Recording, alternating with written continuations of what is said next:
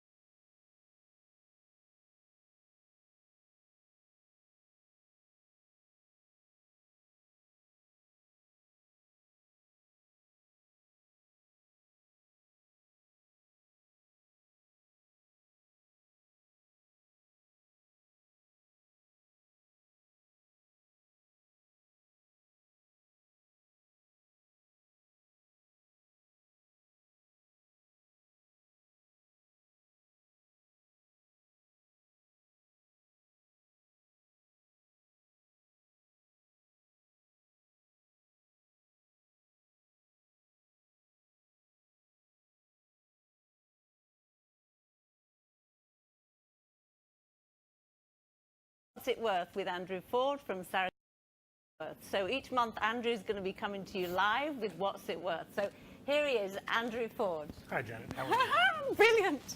Absolutely brilliant. Today's inaugural show, we're thinking of doing a program on what's it worth, current market values that we have in today's art and antique market. These change on a daily basis, yearly. Certain fads are in, different things are in and out. We brought a few objects with us today to talk about.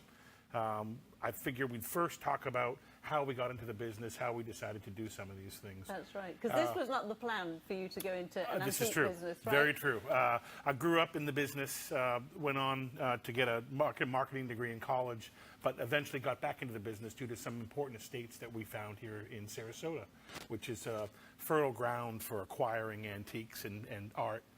It's really sort of a mecca for art and has been ever since the Ringlings began their home in 1926, built by Owen Burns, which is Burns Court, where we have our shop, Sarasota Trading. So we thought we'd bring in a few things today to talk about. We brought some porcelains from the Hoyan Hoard collection, which is the largest underwater salvage collection ever found in the late 1990s after a large storm typhoon that came in Southeast Asia.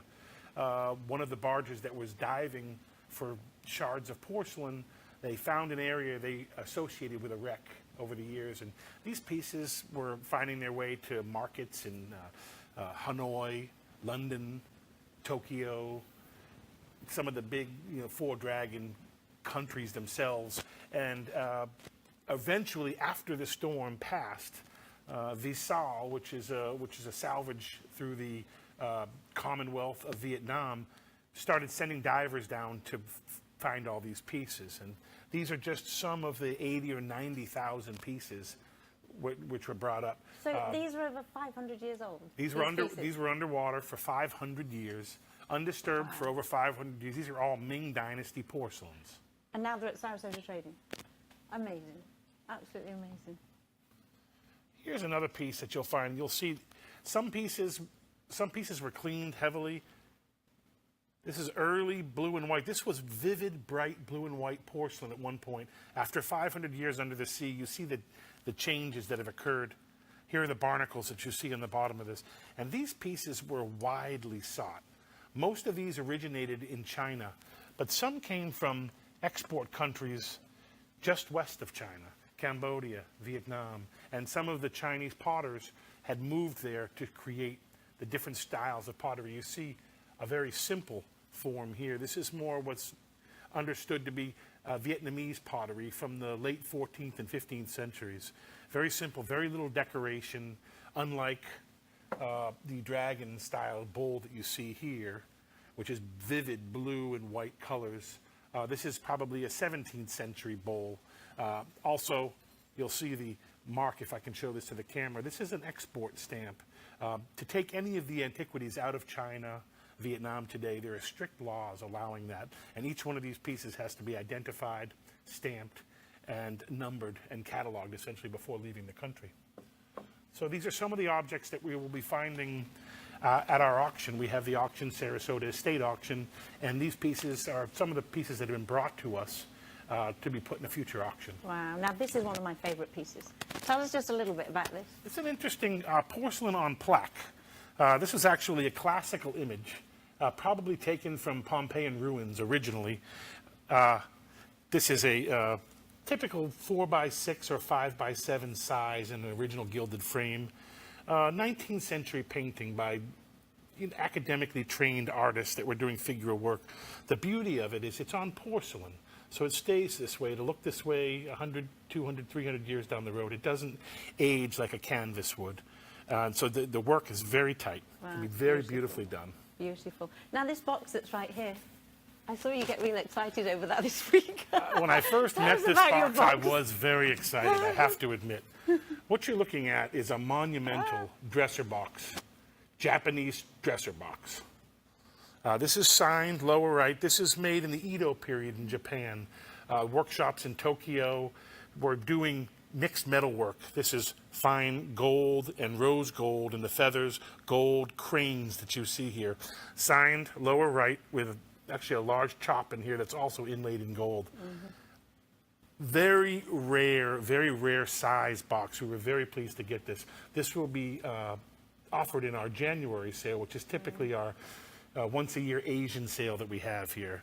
This again was a very expensive box, owned probably bespoke piece. This was custom made for a particular client and somebody of real note, maybe a high court figure or someone in the 19th century in Japan. This would have cost the wage of 100 workers. Wow. It's the most amazing piece to see. So another telephone call I get every day, well, lots of them, is people actually move here to Paradise, Florida, and they bring all their wares with them. And then they want to downsize. So they phone up and they want to know what can they do with all these amazing antiques that they've brought with them. So what would you recommend that people do when they're downsizing? First we like to check with them and find out what they're trying to achieve. Sometimes this is a cash raising event where they need money for a certain thing. Some people are just, as you say, downsizing and clearing out. There's a few different vehicles that we use for selling these objects. We have, of course, our retail shop downtown Sarasota Trading, 522 South Pineapple Avenue. That's an open shop 6 days a week. It's been there for over 30 years. But with more international type objects like these, they translate better at auction. Our auctions, we have over 1 million viewers at our auction. It's global these days. Our last few auctions, we've sold to as many as 40 countries. So anyone who's transacted on a piece of Ming porcelain over the past 5 years, we will send them an email and let them know that we have this collection. It's a great way to get the word out there, both from a buying and a selling perspective. And then one night a month we have the evaluation night where people can come and get a free appraisal on anything that they've got. That's a great night. It's really part of this What's It's Worth episode. We have appraisal night at the shop.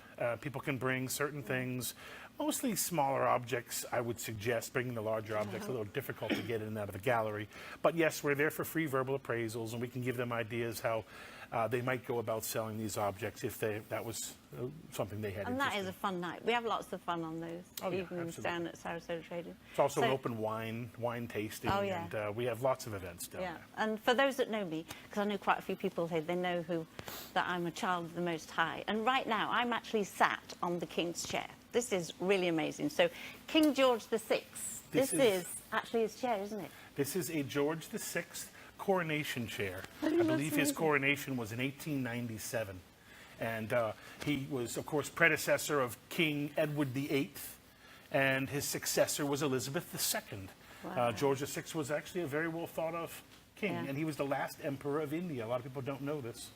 India was, of course, one of the colonies that the English were involved in. He was the last emperor of India. Wow. And we actually have a pair, but they are sold. They are indeed sold. Sorry about that. It's very true. Sorry about that. Now, I brought something along for the ladies, just something little for the ladies. This is the cutest thing. Now, we've all seen these beautiful purses where they have a mirror inside, which it does.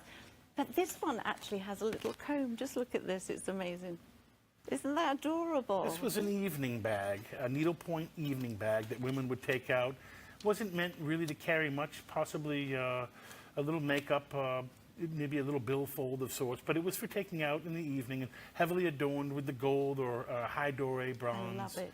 And around 1920, 1930, in the cities, Paris, London, New York, certainly, you would have seen these things. They would have been very in vogue at the time to be showing off really what you had on. Today it seems like the purse, it seems to be this large accessory. Shopping bag. This is a turn of the century purse, and this is, showed mostly the needlework that was done and the beautiful accessories. Even the size of the comb. I mean, how would you... It was a traveling comb your hair with Often that? those That's were made of pretty tortoiseshell. amazing. Those were originally tortoiseshell. I love that. The other thing is we're going to have coming up is Antonio Cranio. Absolutely. We'll have an exhibition of his work. Of his work, which we've got right here. There are a few behind us as you see these vertical contemporary paintings by the artist Antonio Cranio, member of the Art Students League in New York. Very well known. He's in corporate collections all over the United States and Europe. Works mostly in abstract and very colorful forms, as you can see. We met Antonio 6 or 7 years ago, and we've been working with him ever since. We have the largest collection of his paintings outside of a corporate collection. I believe we have as many as 20 at the gallery. Wonderful, man. Absolutely wonderful. Really is. Another very interesting thing we brought this evening is our 16th century Limoge plaque that was probably from the workshop of Pierre Raymond. Pierre Raymond was instrumental in learning oil and enamel on copper objects. He was employed by the churches, so most of his work are identifying the Crusades and things like that. And these would have been probably one of a set of 6 that would have adorned one of the very important churches, both in Rome as well as in Paris at the time. He was a French artist, but most of his things went up over the Alps into the Mediterranean area, both Italy as well as some of the important palaces in Spain. But it's a very particular, if you look at the brightness and the vivid form here, I don't know if you can see this, but if you look at the vivid colors, they never had any of this bright colors before. This is from the Baroque period. So you think about this is just post-medieval, before the Renaissance, and the colors are as strong as they were done the day they were done. These were baked in a kiln, essentially, to achieve this color process. And if you look at the package on this is the original package from that period. Came to us from a very important local collection. And this is another object which will be featured in our January sale at the Sarasota State Auction. I love it when I listen to you talking to people when they bring things in, because you always say, now, if you're emotionally attached to it, then keep it. I love it the way you have great relationships with all the people that come into the store. They do love you. It's hard. I always tell them, I don't want to take your memories from you. I only want to sell the object for you, but you can always have your memories. We try to remind them of that. And then we have art in there from people from the Holocaust, for instance. We have pieces of artwork in there from people that survived the Holocaust. We do, and in fact, one particular painting, which is coming up for sale, he was a Holocaust survivor. The Smithsonian Institute is doing a big exhibition of his work. He was working in sand and painting, doing sort of a three-dimensional collages and things, and we have a beautiful abstract of an angel by the artist, and we've had a lot of interest in it, an awful lot of interest. Yeah. I saw a couple of pictures in there today from one of the famous painters. In fact, he was known to be the fastest painter in the whole wide world. Katz with a Z. Morris Katz. Yeah, we have his work in there. That's changing gears a little bit. He's in the Guinness Book of World Records, known as the fastest artist. He was painting on a small scale and with a palette knife. Yeah. And we have paintings ranging from the 16th century to, as you know, the 20th century. And then furniture too, like this desk right here that you're sat with. This is for sale, I take it. Absolutely. This is All a for sale. This is a bureau plat, and these are bronze mounts that you see here, inlaid checkerboard inlays with a leather top. This was a very typical piece in a Parisian apartment or chateau in the 18th century. The typical Louis legs that you see, but heavily adorned with all the bronze caps on this one. Beautiful object, easy to get under. It's a great writing surface. Has a serpentine shape to it. And again, that cabriole leg terminating in a little scrolled foot. Very attractive piece of furniture. Very attractive piece of furniture. And the chair that you're sat in? The throne? The throne chair I'm currently seated in.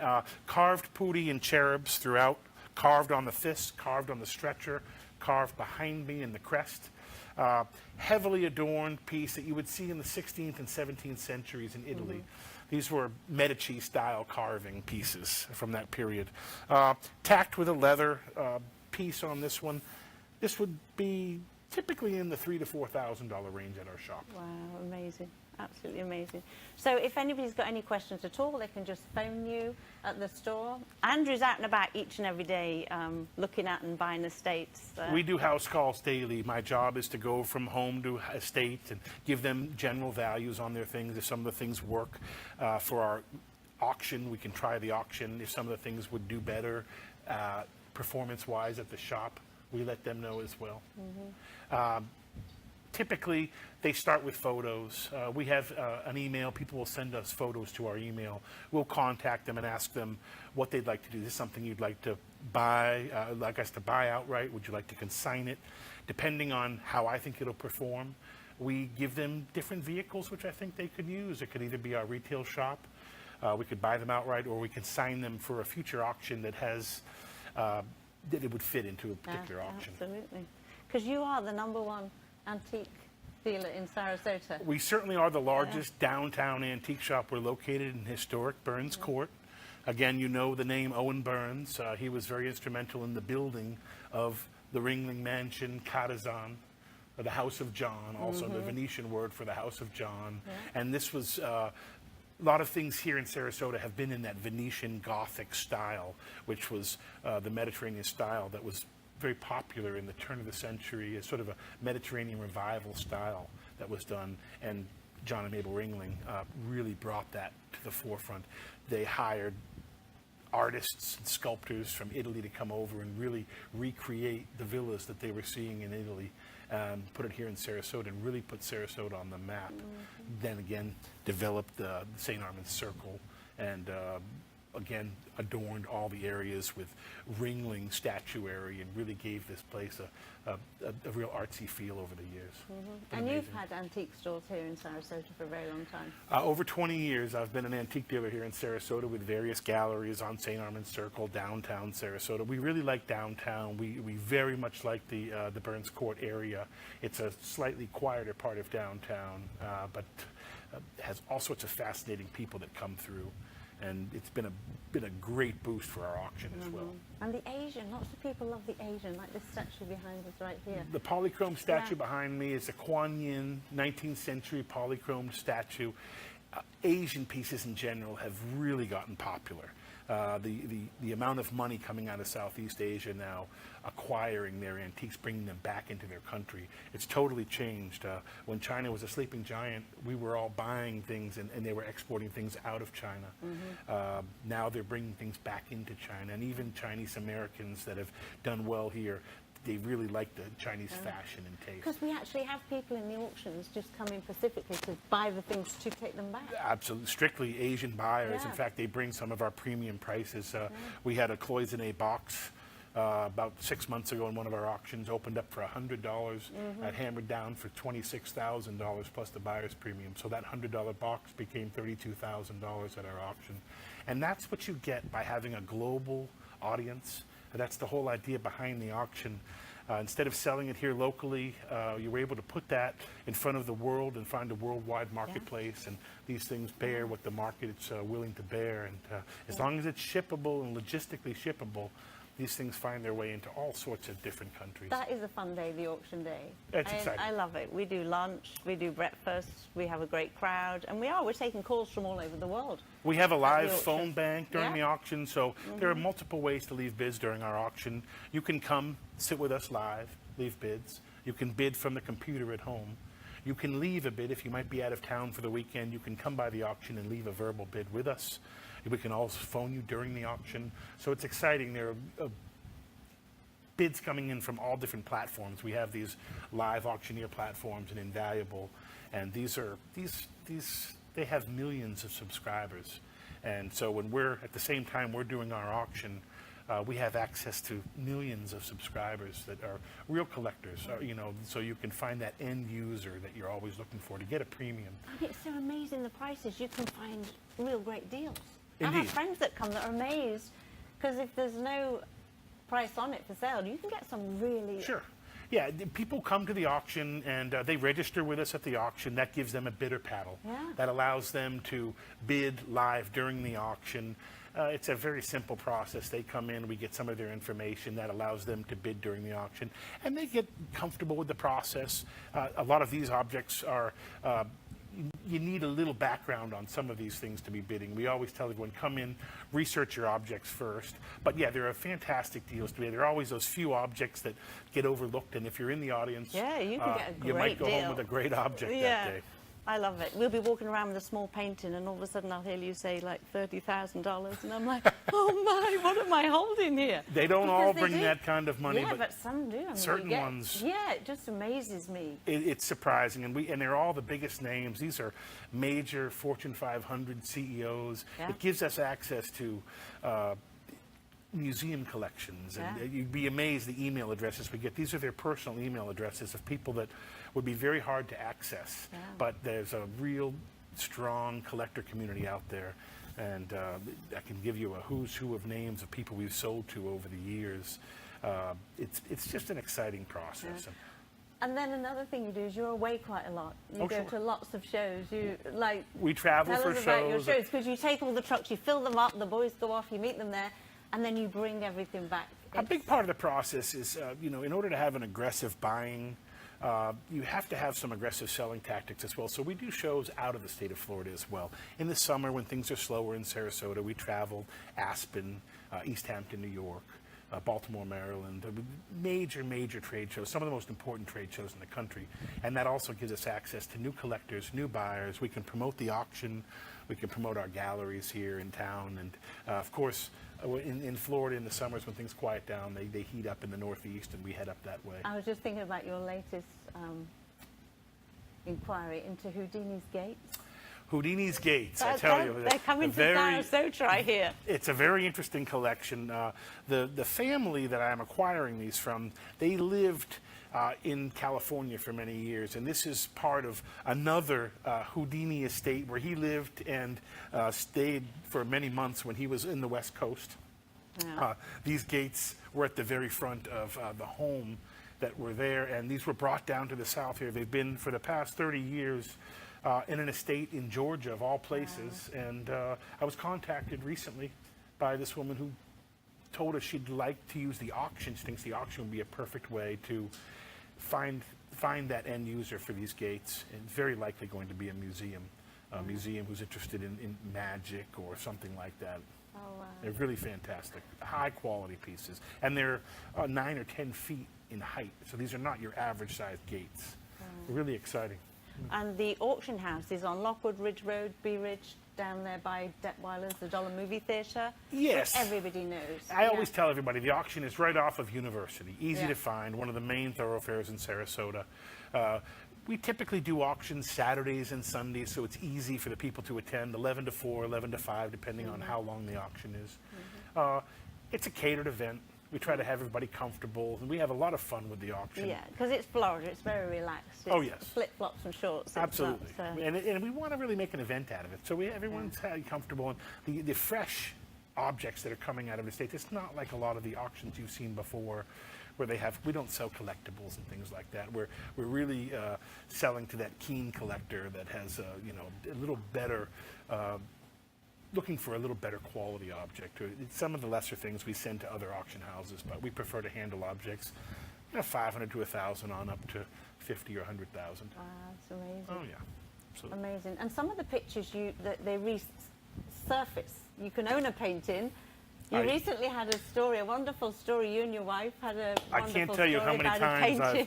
I've had a painting that sells to a client, and 15, 20 years later it comes back to us. And we were at a large trade show recently and was offered a few paintings. They were offered to me as fresh, which I thought was quite funny considering I'd sold them 15 or 20 years ago. But yes, these things have a way of coming around. Some of these pieces we've sold to collections, and for whatever reason they're moving or they don't have room for it anymore.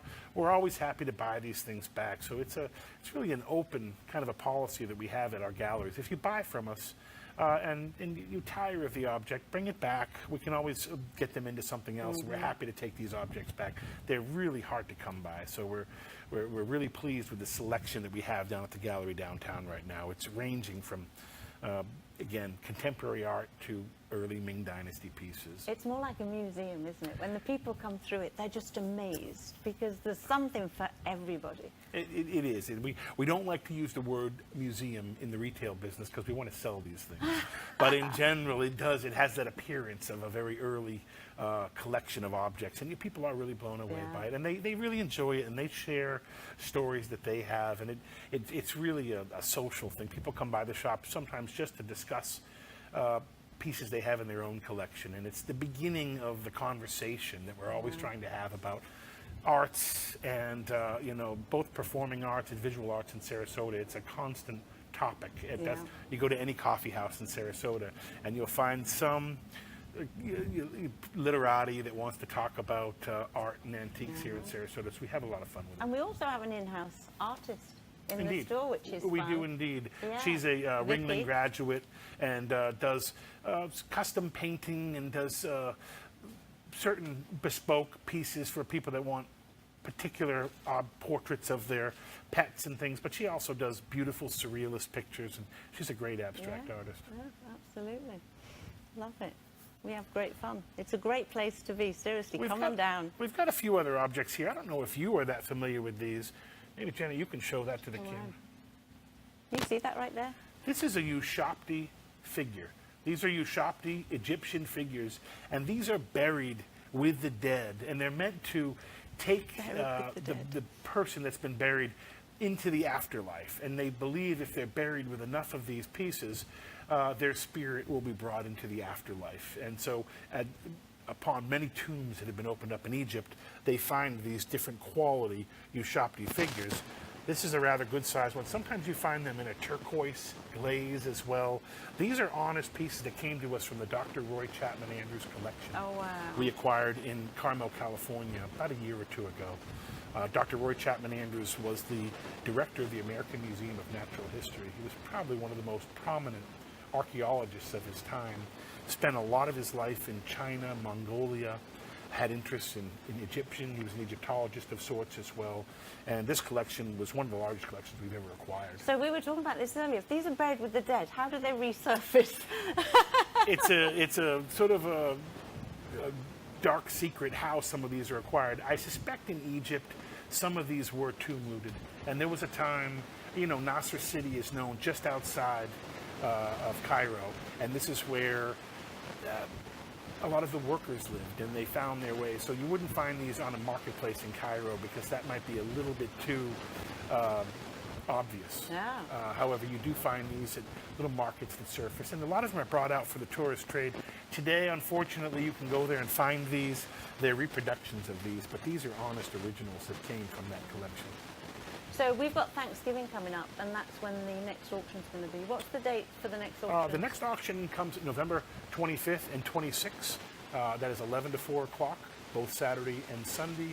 Our Saturday sale will mostly be jewelry, silver, and some furniture. The Sunday sale is mostly fine art that typically covers the majority of our collection at the sale itself. So if family's in town, it'd be a great thing to do for a It's Thanksgiving family weekend, day out. actually. Yeah, so Thanksgiving's always on a Thursday. We decided to do it on Saturday and Sunday.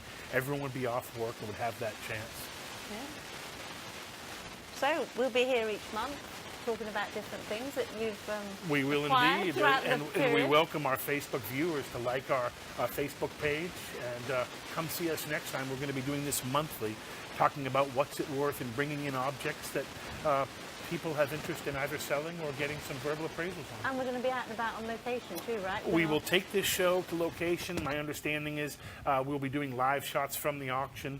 We may do some other things like maybe live shots from in front of the Ringling Museum and other art-related areas here where we can bring the cameras to, and it'll just get people more involved in a lot of the arts and all sorts of programs here in Sarasota. Absolutely. Come and join us. There is never a dull moment at Sarasota Trading. Absolutely. Right, we'll see you next time. Come Thank you. 522 South Pineapple Avenue. Thank you both.